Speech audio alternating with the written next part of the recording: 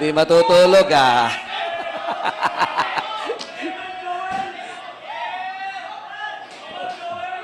Parang hindi matutulog ah. Sige ha. Lalapit na lang ako pag may nakita ko sa inyo ha. Sige. Sabi kasi pag may nakita ako natutulog sa congregation, lalapit talaga ako eh. Okay. Salamat po. Tayo ay magmadali na kasi mahaba to. 7 puntos to eh. Tayo po tayong lahat. Hindi ako nagbibiro. Okay. Tingnan kung hanggang saan kayo gising. Psalm 51. Salamat po sa privilege na ito. Muli sa CBBC, sa BHBC, sa ating pastor at salamat sa pagkakataon na makapangaral ng salita ng Diyos. Ayan. Psalm 51 at let us read it responsively hanggang verse number 12. All right. Have mercy upon me, O God, according to thy loving kindness, according unto the multitude of thy tender mercies, blot out my transgressions.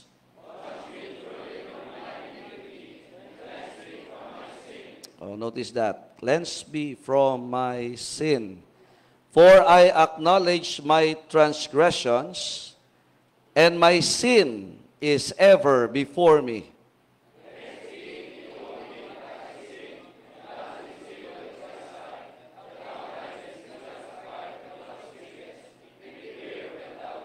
Behold, I was shapen in iniquity, and in sin did my mother conceive me.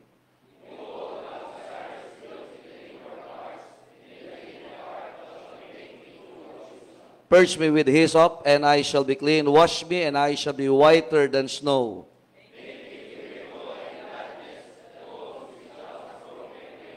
Hide thy face from my sins, and blot out all mine iniquities.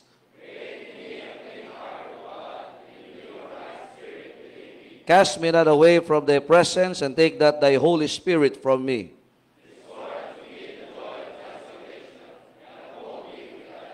Tayo po'y manalangin, Panginoon, salamat po sa inyong biyaya sa gabi ito. Thank you, God, for this great privilege to preach thy holy word to these people na ginagamit nyo sa gawain, Panginoon. And thank you, God, for the opportunity, Panginoon, na maging bahagi ng paglago and pag-train, Panginoon, ng mga tinawag niyo po at mga ginagamit, Panginoon, sa kanya-kanyang lokal na simbahan.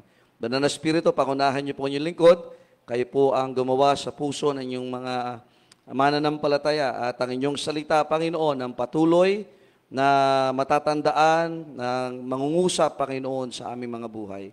Kayo po, Diyos, ang manguna at magtama ng aming puso sa pangalan ng Panginoong Jesus. Amen. Thank you. Please be seated. Now, ang aklat ko ay nalipad. Okay. Ang Book of Psalms, well, technically, alam po natin, ito po lahat ay talagang literal na awit. Pero kung ipapaawit mo ito sa akin, hindi ko alam ang awitin na ito. Amen? Ang tono nito. Pero as we can see, mga kapatid, mga minamahal, na itong psalm na ito, iba-iba ho. Meron hong partition yan eh. And we know that ang mga Hudyo, they love music. Amen? Are you listening?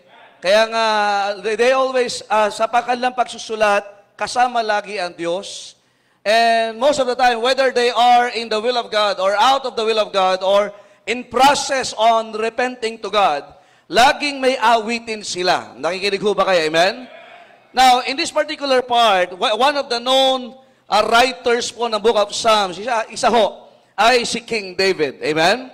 Kaya nga marami tayong titingnan po dito, but as we can see, mga kapatid, ang message po natin ngayon, kung napansin nyo, ang malimit binanggit sa ating mga binasa is the word sin. Amen. Sin. Hello? Alam nyo sa atin, hindi masyadong halata yan eh. Lalo mga nasa ministry, lalo yung mga nag-uniform ng BHBC uniform. And even pastors. Amen? Our work sometimes it becomes a what? A block sa harapan ng ibang tao. Pero ang magmamatter dito ay sino po tayo sa harapan ng Diyos. Are you listening? Amen? Our reputation, mga kapatid, yan yung tingin ng ibang tao sa atin. Amen? but the reality is who we are in the sight of God. Now, David, positionally, he was called by God. He was an accomplished man. Are you listening? Amen? He was in a position in which a man will desire of. Amen?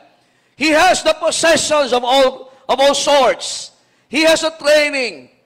But as we can see, mga kapatid, aside from these accomplishments, positions, and possessions, and even yung mga victories niya, ay makita natin that he is still prone to sin. Now, we need to understand na tayo po ay nasa banal na institusyon, ang simbahan. Amen? At isa ho sa ministry ng banal na institusyon na ito ay ang Bible School. Kaya nga, aside from our knowledge, aside from the positions to be gained, aside for the possessions that we can acquire, we need to understand that holiness is a must for us. Are you listening?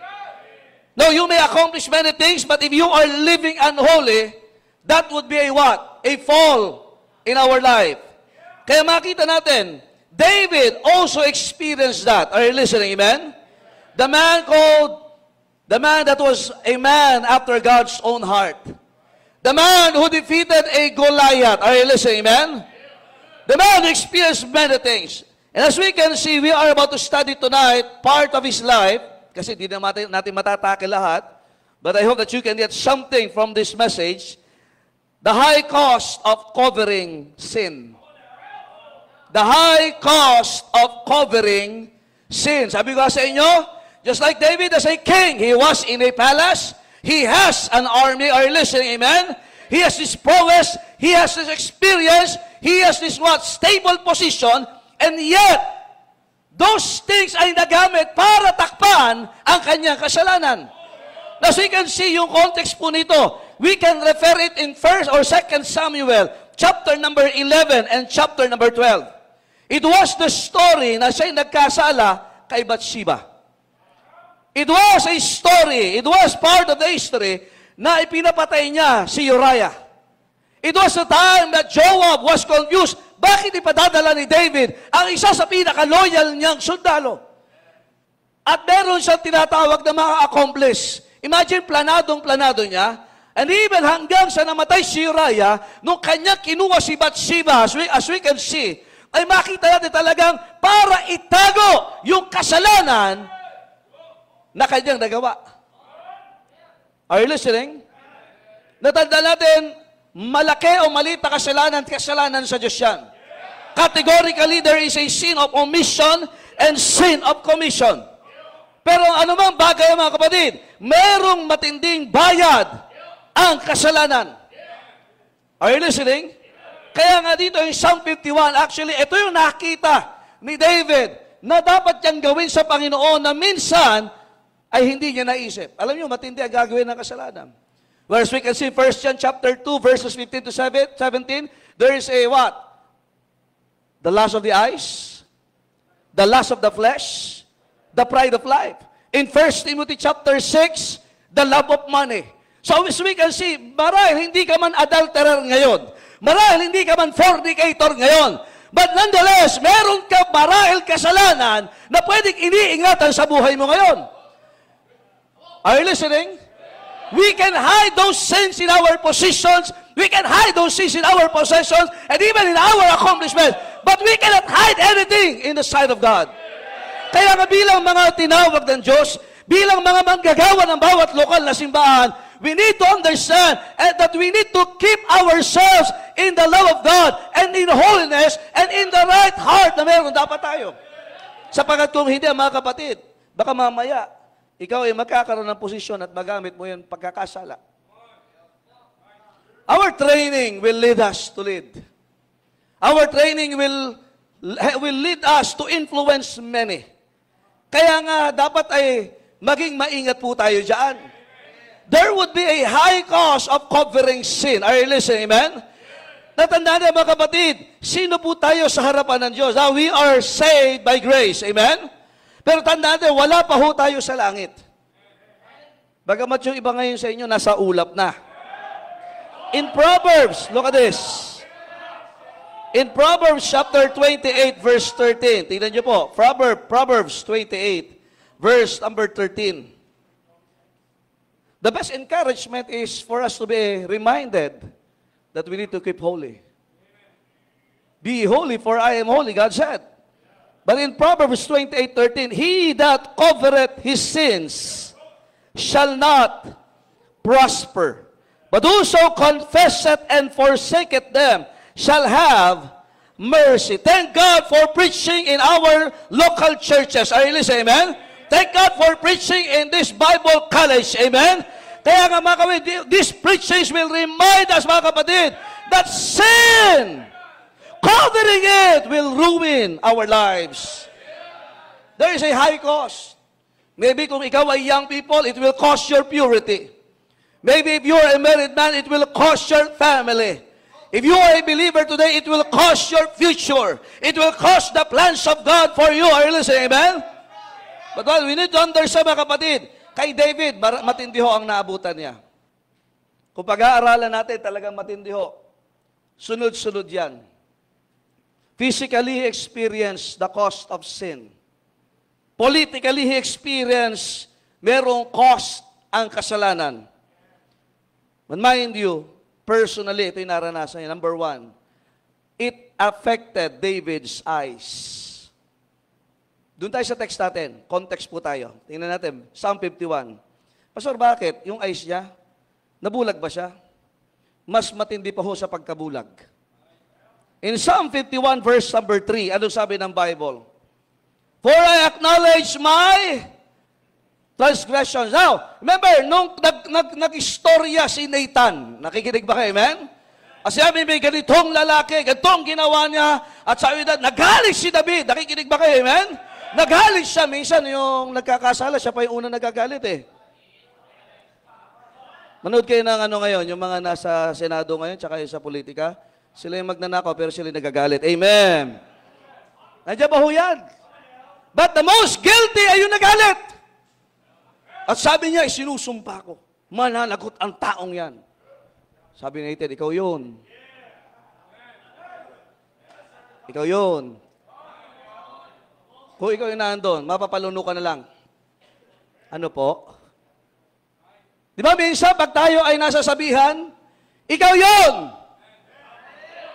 Hindi mo nakikita? Ang masaklap dito, lahat ng tao sa paligid mo nakikita. Pero ikaw, hindi mo makita. And you are always self-righteous in your sight. Imagine, lahat sila alam na. Your pastor knew it, God knew it, people around you knew it. Ikaw na lang. Ako po ba yun?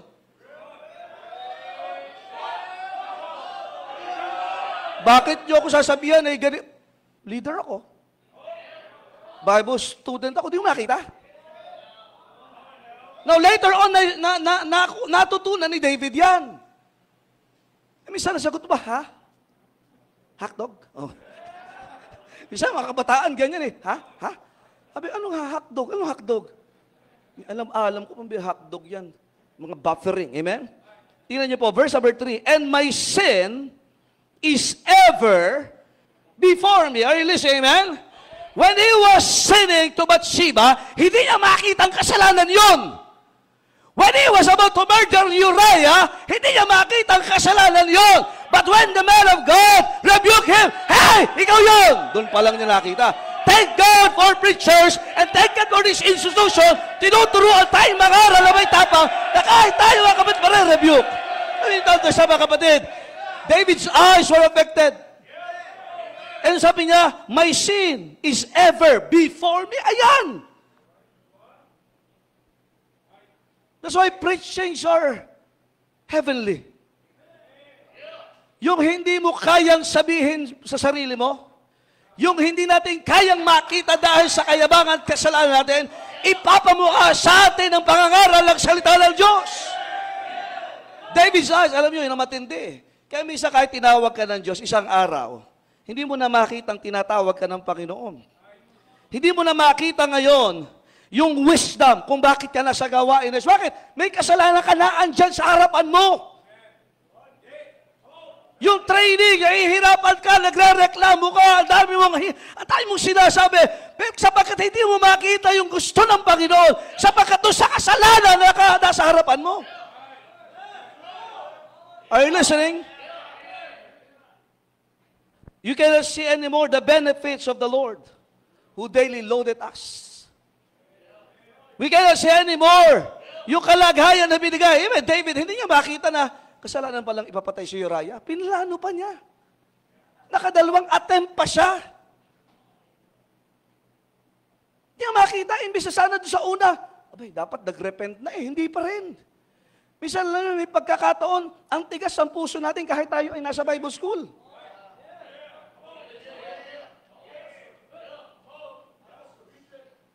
Kaya minsan, ang mga man of God ay nagiging parang kaaway pa.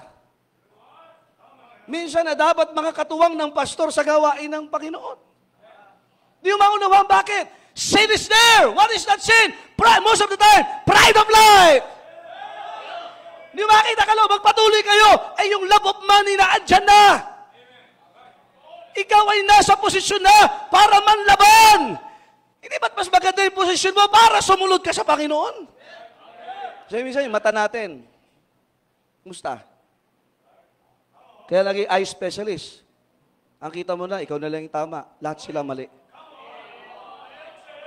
Tama ba mga nasa dorm? Tama? Nasa dorm? Tama ho ba mga manggagawa sa gawain ng Panginoon?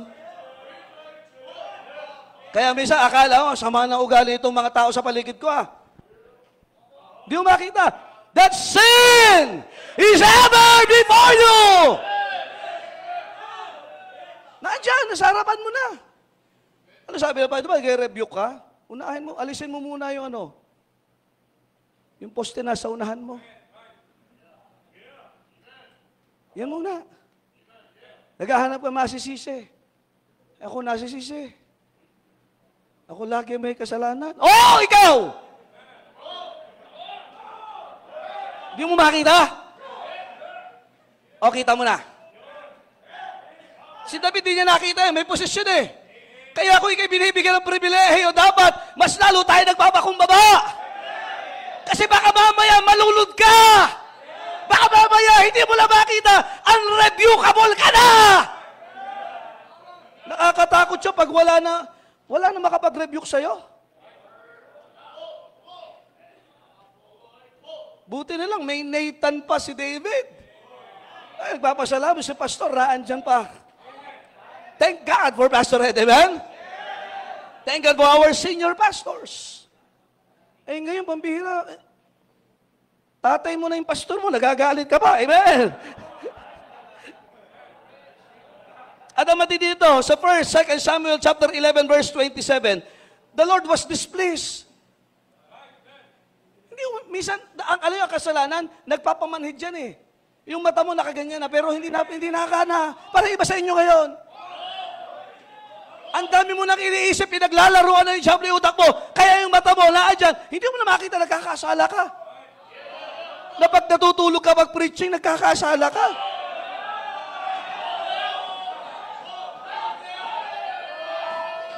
Iba ho yung nakakatulog sa natutulog. Amen? The cause of covering sin, the high cost, one is what? Your eyes will be affected. Lamentations, mine eye affected. Kaya hindi na maabutan salita ng Diyos sa puso mo Nasa posisyon ka. Nasa kalagayan kang maganda. Nasa institusyon ka. Pero hindi na maapektuhan yung puso mo ng salita ng Diyos.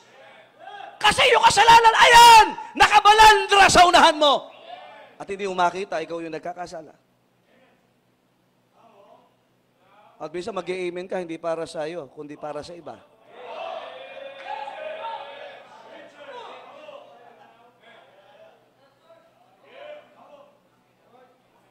Number 2, pito to Hindi lang yung mata. Naapekta ka, matindi kasalanan. Nakakapasma ng mata ito. Number 2. It had affected David's mind. 51 verse 6. Behold, thou desirest truth in the inward parts, and in the hidden part thou shalt make me to what? To know wisdom. Nung si David ay maayos ang relasyon sa Panginoon, Ang iniisip niya, paano makapaglingkod sa Panginoon. Ang isipan niya, yung iba, bumagsak na yung pag-iisip nila nung nakita si Goliath. Siya, hindi, kaya ito ng Panginoon. Maliit lang yan. Yung isipan niya, kakaiba sa isipan ng iba. Nandiyan pa ba kayo? Kasi namumuhay siya na may kabanalan. Hindi ba kaya ka nagsuko ka ng buhay, na maglilingkod ka, susuporta ka sa simbahan, nag-full-time ka, nag-minister ka, ang isipan mo, nasa Panginoon. Pero pag nagkasala na, lumilipad na ang isipan. Oh, no, di ba tayo tapos? Tignan nyo, ha? Dati gusto mo malaman ang kalooban ng Diyos.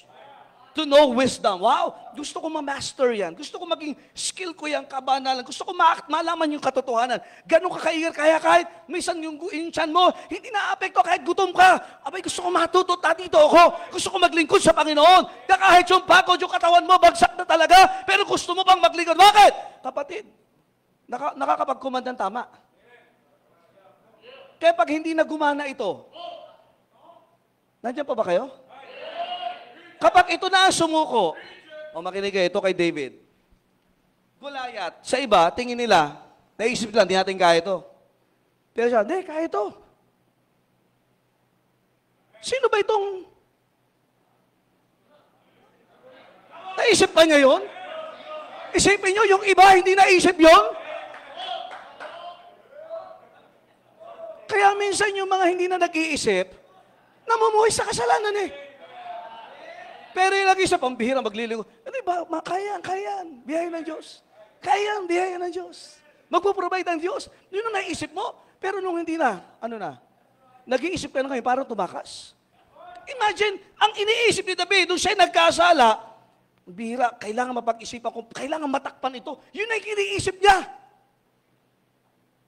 Papatawag ko nga si Uriah.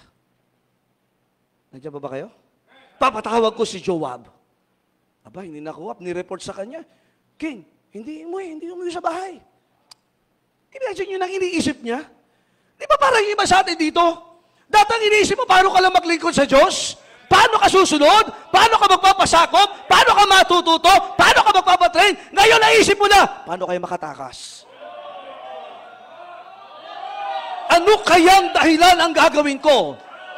Nakatanggap-tanggap. No, kahit hindi lang, makinig kayo, hindi lang sa mga estudyante yan, kahit sa mga pastor yan, minsan mag-iisip tayo, ano ba, parang maging katanggap-tanggap yung bago kong katuruan. Alright, amen. Dati-dati yan, wow, soul winning is the main thing. Wow, let us win souls. Wow, let us give away winning souls. Oh, okay. Dati, pambihira, kahit wala ka ng pera, mag-iisip ka, Panginoon, gusto ko mag-commit. Panginoon, gusto ko magbigay. Nag-iisip ka ngayon. Pero ngayon, nag-iisip ka, Panginoon, may gagastusin pa ako. At marami ka, ang galing mo na magpaliwanag. Talagang, kahit si Satanas, makukumbinsi mo.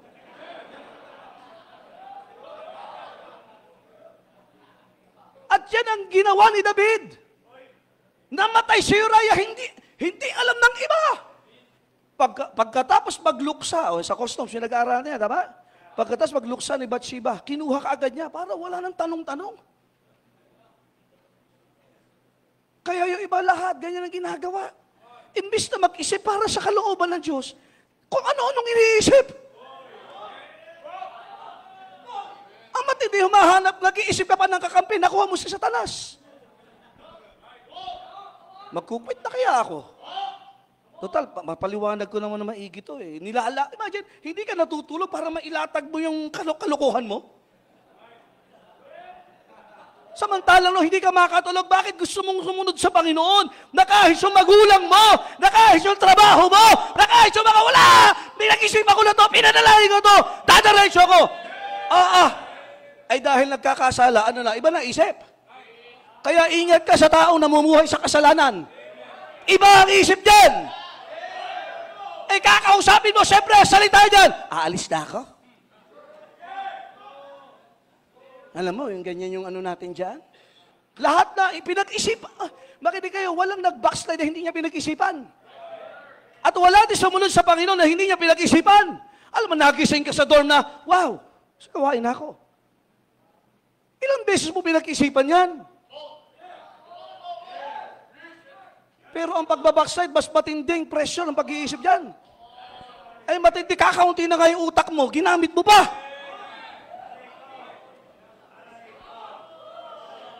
Ang matindi, nagplano ka, wala din nangyari. Ang ganda ng plano, may isang mga dahilan. Pag-aaralin po ako ng ganito. Magbibigay naman po ako pagka ako may trabaho na. Sinungaling! Paisip-isip ka pa. Ilang beses natin narinig yung ganyan na iniisip din ng iba sa inyo ngayon. Tingnan nyo. O, yung mata nyo. Makinig kayo. Warning to. Huwag kang sasama sa mga ganyan ng isip. Kung kaya malalaman ng katabi mo, iniisip niya ngayon, mapapalapit ka kayo sa Panginoon o mapapalayo ka sa Panginoon? Yung iniisip niya, paano ako makakapikit na hindi nahalata ng preacher? Tinatiming mo eh! Pag dito ako nakaharap, makawalan ka, Duloy! Di ba kahit sa ministry, sa simbahan, ang dami mo ng dahilan, pinag-iisipan mo, masakit po ulo ko eh. Napagod po ako sa area. Imagine, di ka mag-soul winning, di ka nag-follow, di ka nag-visitation, napagod ka. Paano mo napag-isipan yan? Ikaw na, isip ka. Amen? Number 3, hindi lang yung kaisipan. Alam mo, matindi kasalanan. Ganun, no? Dati ang ayos-ayos ang isip mo. Kahit mga anak ng pastor na nasa gawain, nakita mo ang magulang mo, pinagpala ng Diyos, kaya ka nga nakikinabang ngayon eh. Tapos naisip mo pa na hindi sundan ang panawagan nila. Matahimik na kayo. Nakuha mo bang isipin na hindi isipin yun? Mag-isip ka naman. May isip ka ba? Ang hirap isipin ito. Ito na lang, nag-aaral tayo ng Bible, may mga heroes of faith. May mga buhay ngayon na sumusunod. Yun na lang isipin natin. Itong mga nagpapatuloy, sa biyaya ng Diyos yung mga pastor po natin, nagpapatuloy, hindi madali. Naisip mo ba na, ano kayo isip meron itong mga to? Tapos sa isip mo rin, bakit ito hindi nagpatuloy? Huwag mo na isipin yun. Mahirapan ka lang eh. Dito na, isipin mo lang, paano natin isipin? Nagpatuloy ito ah. Ngayon, kung kakaunti lang isip natin, kagaya ko, gamitin natin ng tama. Sayang naman, kukunti na nga lang eh. Hindi ako matalino. Pero, yung konting isip, palagay ko, nagpatuloy ito, pinagpaalan ng Diyos, maraming buhay na Bible. Dito na ako. Kaya ako ipapasalamat sa Panginoon, konti lang yung utak ko eh. Tatawa-tawa kayo, pare-pares na tayo dito. O diba, sabi ng Bible sa Corinto, yung the wisdom of the world is foolishness unto God. Matalino ka? Kung matalino ka, isukong mo na yung kasalanan mo. Yun. Kakaunti na nga lang utak natin, gamitin na natin ang tama. Huwag mo lang isipin, paano yung ganito? Hoy! Yung isip mo, kakunti, gamitin mo na. Amen? Number 3, okay. It had also affected David's ears. Tingnan niyo po, Psalm 51, verse number 8. Sino dito, may nakita kami doon ni Sir Paul, may jokes. Joke book. Filipino joke. Di ba pagka napakinggan mo yan, may nag-joke, sumusubo ka, no? Di ba gusto? Sino dito natutuwa sa joke? Wala? Sinungaling kayo, ha? Marami kayong kasalanan. Sino natutuwa? Di ba? Tutuwa tayo. Joke train class. Di ba? Natutuwa ka kahit paulit-ulit na eh. Iba ang kiliti. Tapos yung magkukwento, anti din magkwento. Minsan pag hindi ka joker, at nagkwento ka, nakakaasar. Totoo lang, ewan ko, it's a gift. Amen? But we are not jesters. Amen? Yung sabi ng payaso, no. Masaya maging Kristiyano. Pero alam nyo, pagka ikaw ay nasa kasalanan, yung tenga mo, ito na problema. Tingnan nyo, 51:8. Make me to hear joy and gladness.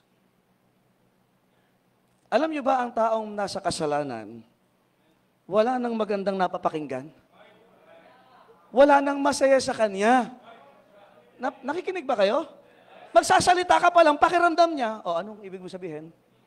Laging palaban yan, maangas.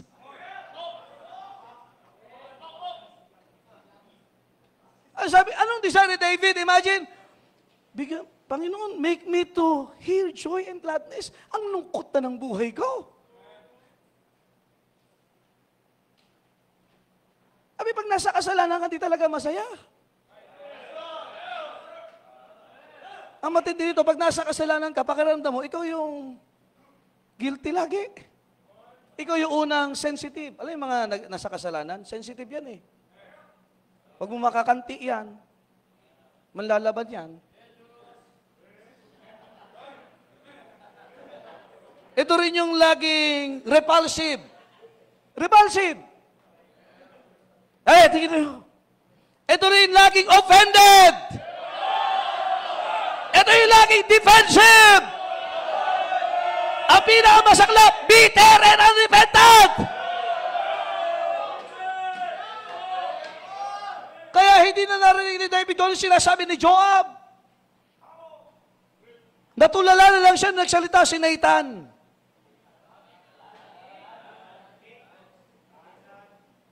Nandiyan pa ho ba kayo? At ang Kristiyano na namumuhay sa kasalanan, hindi maabot ng salita ng Diyos ang puso niyan. Opo. Romans 10:17, so then faith cometh by what? And hearing by the word of God. Intentional ang pakikinig ng salita ng Diyos. Pero pag nasa kasalanan ka, pakiramdam mo, inaatake ka. Naranasan mo na ngayon yan? Tapos, ba't hindi? Titingnan ka pa nung kaklase mo. Mabihira, no? Kinasihan ng masamang spirito. Okay.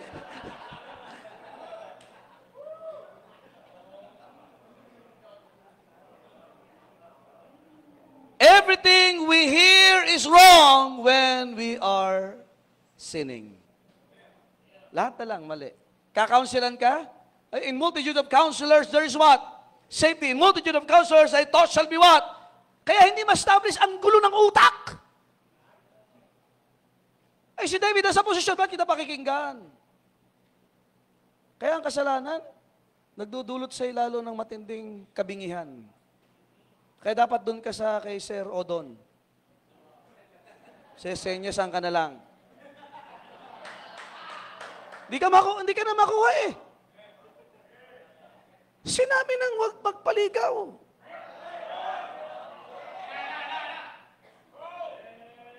Sinabing isa lang ang asawa. Hindi ka hindi. Buhay ko to.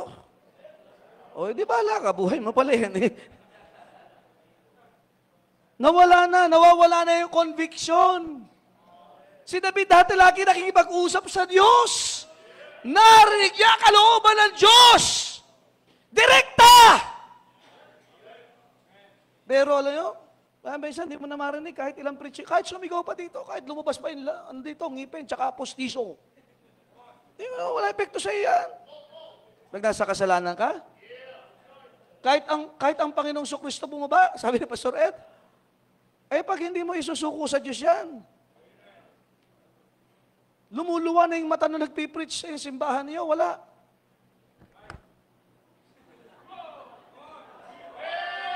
Naluhod din niya sa unahan. Naluhod din, pero hindi totoo. Sinasamantala ang unahan para matulog.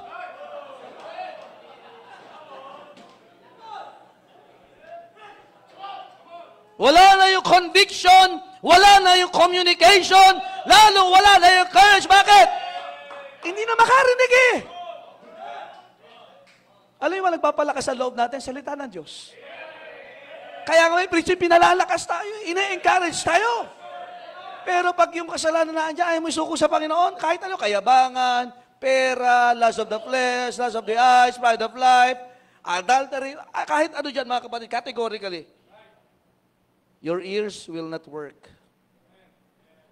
Sabi ng Bible, be swift to hear, and slow to speak. Baliktad. Pag nasa kasalanan, puro ka salita, wala ka ng pakinig. Hindi magsasalita pa yung authority. Ah! Yeah! Lagi may depensa, hindi ako yan! Baka siya yun!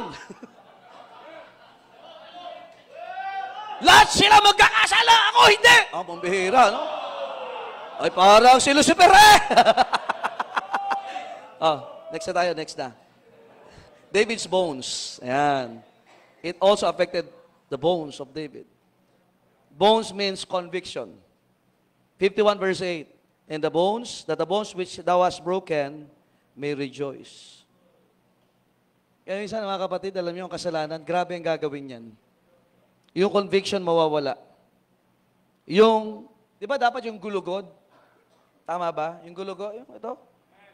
Para tuwid yan para balanse. Kaya maraming pag kayo nasa kasalanan, hindi ka na balanse, hindi ka na matuwid, wala nang lakas. Pagka ito ang nag-fail, alam niyo ba, hindi ka na makakalakad. Kaya maraming Kristiyano hindi na makalakad para sa Panginoon. Kumusta? Dati kay Gulayat, pambira, ngayon wala. Kahit yung nano, wala, hindi ka na makalaban. Hindi lang David's bones, but also David's heart. 51:10, create in me a what? Clean heart. Matindi lalo yan. Ano sabi? If I regard iniquity in my heart, the Lord will not hear me. Kaya iba, hindi na nananalang kasi alam mo may kasalanan Ang panalangin, ang tatanggapin ng Panginoon pag nagsisi ka. Ang gusto niya, hinihingi sa Panginoon, a clean heart. Sino pwede mag-provide doon? Ang Diyos. Matthew 5:8, blessed are the pure in heart, for they shall see God. Kaya hindi mo makita ang Diyos, hindi mo makita ang kalooban ng Diyos. Kasi yung puso, pag ang puso madumi, malabo ang paningin. Dati, pambihira, opening pa lang, nare-revive ka na Wow. Awitin pa lang, grabe blessing nun. Ngayon, pambihira, siguro kahit sipain ka dyan, di ka marirevive Hindi ka tatablan. Hindi mo na makita ang Diyos. Sino nakikita mo kung hindi na ang Diyos? Sino? Pag madumi ang puso, hindi mo na makita ang kabanalan. Lahat makasalanan sila, ikaw lang hindi. Puso. Lastly, spirit. David's spirit. Di man bahagi ng katawan. Bahagi. Renew a right spirit within me. 51 verse 10. Right means steadfast.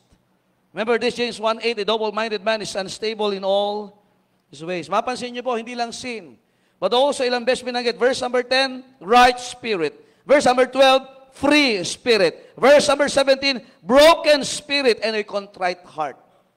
Pag tama ang espiritu, siguradong kasalanan ay isusuko. Nandiyan pa ho ba kayo? Pag ang tao, kahit tayong mga tinawag ng Diyos, pag mali ang espiritu natin, hindi, mga kapatid, pag sa espiritu, ugali natin ngayon yan. Nandiyan ba kayo? Pag tama ang espiritu, humble. Pag tama ang espiritu, holy. Pag tama ang espiritu, talaga namang willing to serve. Ready to sacrifice. At makikita mo yung faith na lumalago. Pero pag mali ang espiritu, wala. Flat lang yan, flat. Parang ilong natin, flat. Mga kapatid, there's a high cost. Tandaan natin, pagsusundan pa natin yon, namatay yung bata, nagrebelde yung anak, ninakaw ang kariyan. Kung pag-aaralan nyo, nagkasakit pa si David talaga. Kaya siya pinalaya sa bayan nila. Pinalabas siya ng bayan nila, pinalaya siya, dinetrone siya dahil doon sa sakit na yon.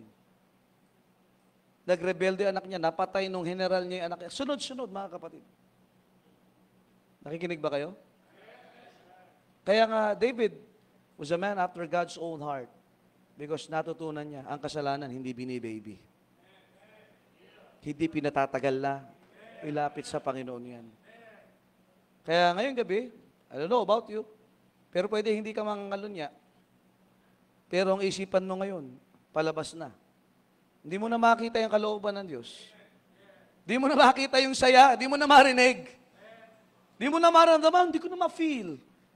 Ay di magpapalo ka sa Panginoon para ramdam mo. Feel na feel yan, kapatid, na mahal ka ng Diyos. Anong gusto mo nang mawala? Buhok mo? Braso mo? O yung kasalanan mo? Ang saya kaya, tingnan yung iba sa inyo, malungkot hanggang ngayon. Yung iba masaya na. Ready na. Aaltar na ako. Ready na ako. Panginoon, this is all yours. And I will start anew. Yung iba, kahit anong mangyari, lalapit ako pero hindi ko isusuko lahat. Mautak yata ito. Yung mautak mo, sindikato. Kaya sin eh. Napasaya sin. Di? Ka. To. Ayo, mga kapatid, na katulong ito. Walang mas masayang buhay na namumuhay tayo sa kabanalan. We are called to be holy. Amen. Kaya nasa ministry tayo. Kaya naandito tayo. Aside from talent, it's holiness, brethren. Huwag nyo nang pagpapatagalin yung kasalanan yan. Maliit man, malaki, matagal na yan, nasa iyo na yan. Maybe an unforgiving spirit. Suko mo sa Panginoon yan. Tayo po tayong lahat. Panginoon, salamat po sa aralin. Salamat sa mensahe. Palayan niyo, Panginoon, ang buhay ng bawat isang itinalagaan niyo, Panginoon, sa bawat simbahan na nagdesisyon, Panginoon, maglingkod sa inyo, idagdag sa kanilang